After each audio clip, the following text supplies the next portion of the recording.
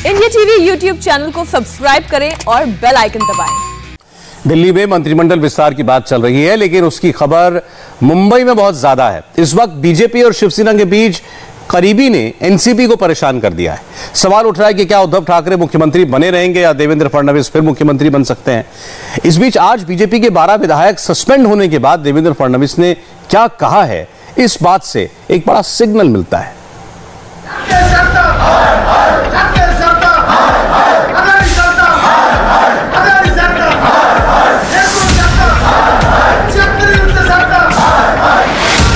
महाराष्ट्र की सियासत में बड़ा तूफान आया है।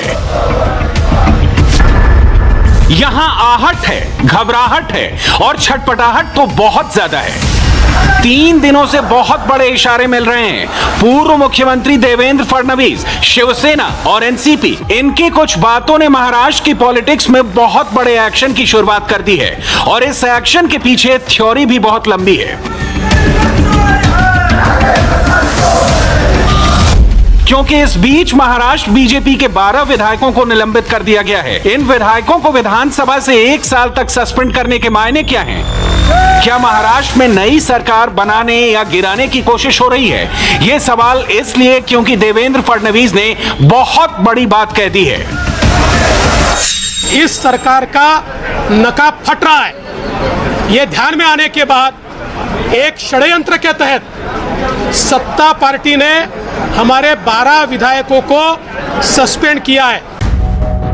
फडणवीस की इस बात के क्या मायने हैं, इसे पिछले 4 दिनों की पॉलिटिकल डायलॉग बाजी से समझने की कोशिश करते हैं। जो कैरेक्टर इस वक्त महाराष्ट्र की पॉलिटिक्स में बहुत ज्यादा सक्रिय हो गए हैं, वो हैं देवेंद्र फडणवीस, संजय राउत और एनसीपी के नवाब मलिक। तीनों दुश्मनी और दोस्ती का जिक्र कर रहे हैं। आमिर खान और किरण राव की मिसाल दे रहे हैं और कह रहे हैं कि दिल ना मिले तो क्या, हाथ जरूर मिलाना चाहिए। दिल मिले ना मिले, हाथ मिलाते रहिए। अगर मन में दरार है तो जबान से बोलने से दरार खत्म नहीं होती। राजनीति में अगर रास्ते अलग होते हैं, आप देखो आमिर खान और किरण राव, रास्ते अलग हो गए लेकिन दोस्त है, बोला ना वैसे है। ये आमच्यात शत्रुत्व नव्हतंच ना, कधी शत्रू थोडी होता मी। आमचे वैचारिक मतभेद झाले कारण आमचा हात सोडून आमच्यासोबत निवडून आलेले आमचे मित्र आमचा हात सोडून ज्यांच्या विरुद्ध निवडून आले त्यांचा हात पकडून निघून गेले। महाराष्ट्र के राजकारण की यही मानसिकता है कि हम लोगों का कोई आपस में बैर नहीं होता। ये चुनाव की प्रक्रिया होती है। देवेंद्र फडणवीस ने जो स्टेटमेंट दिया उसमें कोई नयापन नहीं। ये महाराष्ट्र की पॉलिटिक्स में गजब का यू टर्न कहा जाएगा। कौन किसके लिए चुंबक बन गया है? महाराष्ट्र की पॉलिटिक्स अब यहां से कहां मूव कर सकती है, पहले वो देखिए। महाराष्ट्र में 2 बड़े सवालों के साथ 2 बड़े कयास लगाए जा रहे हैं। पहला सवाल, क्या शिवसेना और बीजेपी मिलकर सरकार बनाएंगे? दूसरा सवाल, क्या बीजेपी और एनसीपी मिलकर नई सरकार कायम करेंगे? महाराष्ट्र में सरकार भले ही महाविकास आघाड़ी की चल रही हो, लेकिन आजकल चर्चाएं बीजेपी और शिवसेना की ज्यादा चल रही है। पॉलिटिकल सर्किल में यह चर्चाएं खूब है कि पुराने सहयोगी भले ही करीब आए हों या नहीं, लेकिन करीब आने की कोशिशें जरूर कर रहे हैं और यह कोशिश दोनों तरफ से हो रही। इन सवालों के बीच महाराष्ट्र विधानसभा में पहले हंगामा हुआ और फिर बीजेपी के 12 विधायक सस्पेंड कर दिए गए।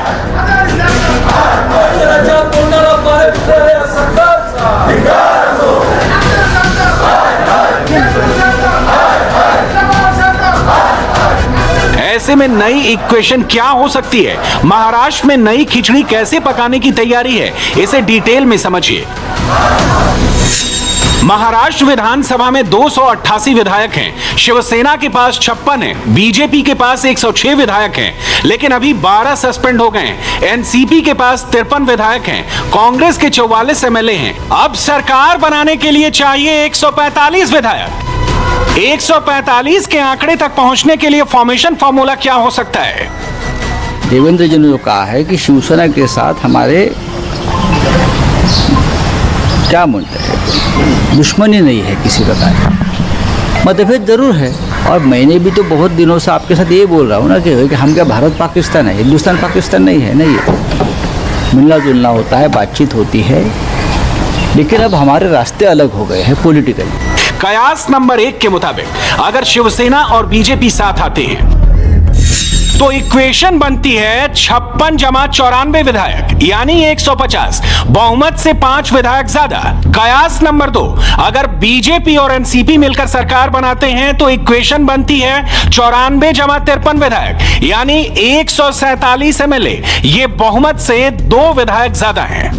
कयास बड़े बड़े लगाए जा रहे हैं, फॉर्मूला यह भी हवा में चल रहा है कि अगर उद्धव ठाकरे मुख्यमंत्री बने रहते हैं तो बीजेपी के 2 डिप्टी सीएम बनाए जा सकते हैं। लेकिन मुख्यमंत्री पद को लेकर शिवसेना और बीजेपी का गठबंधन टूट गया था और अब बीजेपी सूत्र कहते हैं कि ऐसे फॉर्मूले का सवाल ही नहीं उठता। क्या शिवसेना मुख्यमंत्री पद बीजेपी को दोबारा देगी?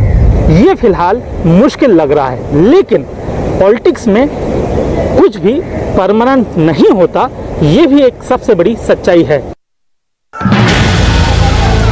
इन सबके बीच देवेंद्र फडणवीस पर सबकी नजर है, क्योंकि अगर बीजेपी किसी के साथ भी गठबंधन की सरकार बनाती है तो उसमें फडणवीस का रोल क्या होगा, ये सब जानना चाहेंगे। बीजेपी शिवसेना या बीजेपी एनसीपी का गठबंधन अगर होता है तो उसमें या तो देवेंद्र फडणवीस मुख्यमंत्री बनाए जाएंगे या नहीं बनाए जाएंगे, और अगर फडणवीस सीएम नहीं बनाए जाएंगे तो एक एक्टिव पूर्व मुख्यमंत्री कहां जाएगा। उन्होंने केंद्रीय कैबिनेट में जाने वाले कयास पर भी खुद फुल स्टॉप लगा दिया है।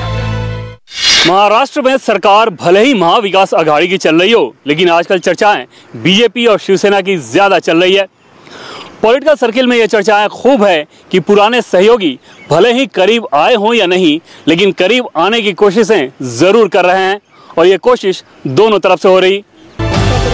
महाराष्ट्र की पॉलिटिक्स में इस वक्त देवेंद्र फडणवीस का रोल बहुत अहम है। वो एक तरह से बीजेपी के लिए शीट एंकर की भूमिका निभा रहे हैं और उनको नजरअंदाज करना बीजेपी के लिए भी आसान नहीं होगा, चाहे एंटीलिया का केस हो या फिर अनिल देशमुख पर 100 करोड़ की वसूली का आरोप।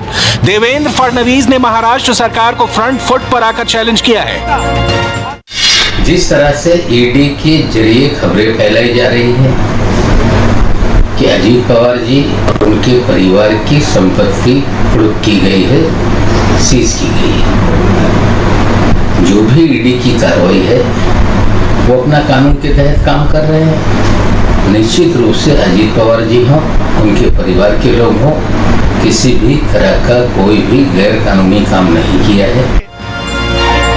इन सबके बीच एनआईए, ईडी और सीबीआई जैसी केंद्र की जांच एजेंसियां महाराष्ट्र में एक्टिव हैं और इनकी वजह से उद्धव सरकार भी दबाव महसूस कर रही है। 8 जून को उद्धव ठाकरे दिल्ली में प्रधानमंत्री नरेंद्र मोदी से मिलने गए थे और इसी मुलाकात के बाद से महाराष्ट्र में कई सिग्नल मिलने लग गए हैं। हाल ही में शिवसेना नेता संजय राउत की मुलाकात बीजेपी नेता आशीष शेलार से हुई थी। तभी से लेके ये कयास लगाए जा रहे हैं कि शिवसेना बीजेपी के रिश्ते और मधुर होते जा रहे हैं। इस मुलाकात को लेकर संजय राउत ने कहा था कि वो तो आशीष शेलार के साथ कॉफी पीते हैं और ये सबको मालूम है। रास्ते अलग है लेकिन दोस्ती कायम, दोस्ती रहेगी राजनीति में। इसका मतलब ये नहीं कि हम सरकार बनाने जा रहे हैं। ये मुलाकातें और ये बातें देखा जाए तो वन वे ट्रैफिक नहीं है, सॉफ्ट कॉर्नर दोनों तरफ देखा जा रहा है और इन्हीं के बीच एनसीपी प्रमुख शरद पवार का किसान आंदोलन पर रुख भी बड़ा सिग्नल दे रहा है। दिल मिले न मिले हाथ मिलाते रहिए। अगर मन में दरार है तो जबान से बोलने से दरार खत्म नहीं होती। अब इन बातों और बयानों के बीच महाराष्ट्र की करंट ग्राउंड पोजीशन देखिए, क्योंकि बीजेपी के 12 विधायकों को सस्पेंड कर दिया गया है। जो एमएलए निलंबित किए गए हैं वो हैं संजय कोटे, आशीष शेलार, हरीश पेंपले, योगेश सागर, राम सातपुते, बंटी बगाड़िया, पराग अलवानी, अतुल भातखलकर, गिरीश महाजन, अभिमन्यु पवार, नारायण कूचे और जय कुमार रावत। कोई भी गाली बीजेपी के किसी भी सदस्य ने नहीं दी। गाली किसने दी हम सबने सुनी है। मैं यहाँ बोलना नहीं चाहता, लेकिन हम सबने सुनी है किसने गाली दी है और ये सत्य बाहर भी आएगा। आप अगर सिर्फ हंगामा करेंगे तो न राज्य चलेगा न देश चलेगा। और ये बात मैं नहीं कहता हूँ, ये बात प्रधानमंत्री मोदी जी कहते हैं। इन्हें सस्पेंड करने वाले प्रोटेम स्पीकर भी इस वक्त शिवसेना के भास्कर जाधव हैं, जिन्होंने कहा कि ये बीजेपी विधायक बदतमीजी कर रहे थे और अपशब्द कह रहे थे। ऐसे में गठबंधन को लेकर कौन किस पर दबाव बना रहा है, ये पॉलिटिकल डेवलपमेंट इशारा करते हैं। लिहाजा महाराष्ट्र में गेम तो चल रहा है, इसमें बीजेपी और शिवसेना सबसे बड़े प्लेयर हैं, जबकि एनसीपी भी अपनी हैसियत के मुताबिक पिच पर डटी हुई है, जबकि कांग्रेस पूरी तरह इस सीन से गायब।